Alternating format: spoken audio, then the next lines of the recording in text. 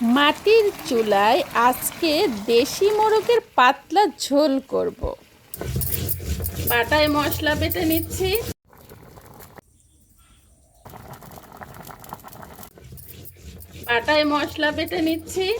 দারচিনি, এলাচ আর জিরা। দেশি মুরগি মাটির চুলায় রান্না করব, তো সেই জন্য বাটায় এইভাবে মশলা বেটে নিচ্ছি। এখানে আরও বেটে নিব দেশি রসুন এবং পেঁয়াজ। এই যে আমি আলুগুলিকে সুন্দর করে ভেজে নিচ্ছি। আলু দিয়ে কিন্তু আমি পাতলা ঝোল করব। আমি দিয়ে দিচ্ছি তেল, পেঁয়াজ আর তেজপাতা।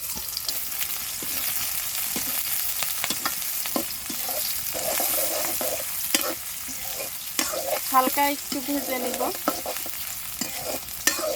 সব মশলা কিন্তু একসাথে করে রেখেছি, সেই মশলাগুলি আমি একসাথে দিয়ে দিব। আমি পাটায় বেটে সব মশলা এবং যেগুলো গুঁড়া দেওয়ার দরকার সব গুঁড়া একসাথে করে পানি দিয়ে আমি মশলাটা সুন্দর করে কষিয়ে নেব।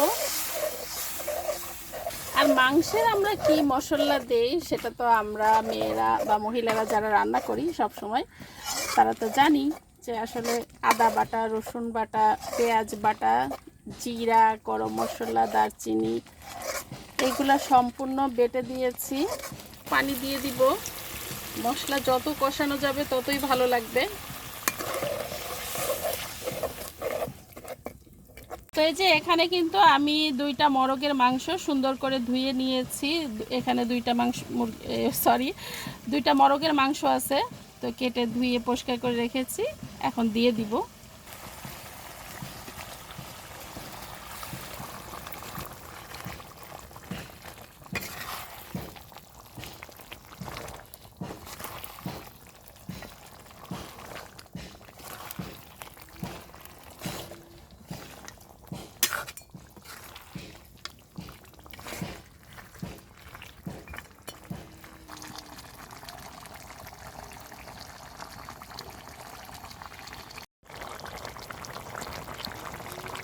আমি আলুটা ভেজে রেখেছিলাম, সে আলুটাই এখন দিয়ে দিব।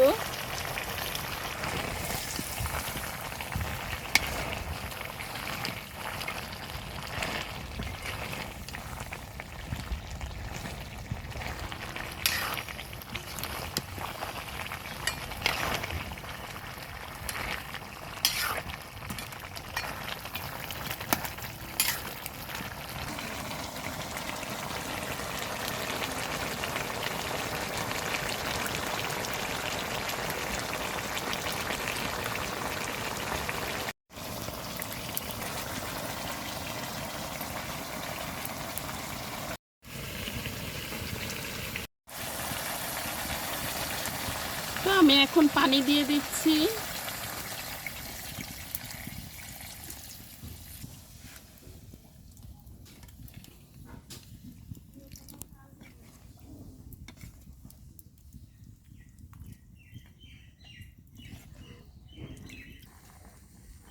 তো আমার কড়াইটা কিন্তু ছোট হয়েছিল দেখে আমি কড়াইটা চেঞ্জ করে নিয়েছি, কারণ যেহেতু দুইটা মুরগি এখানে, তো ঝোলের পানি তো দিয়েই দিলাম।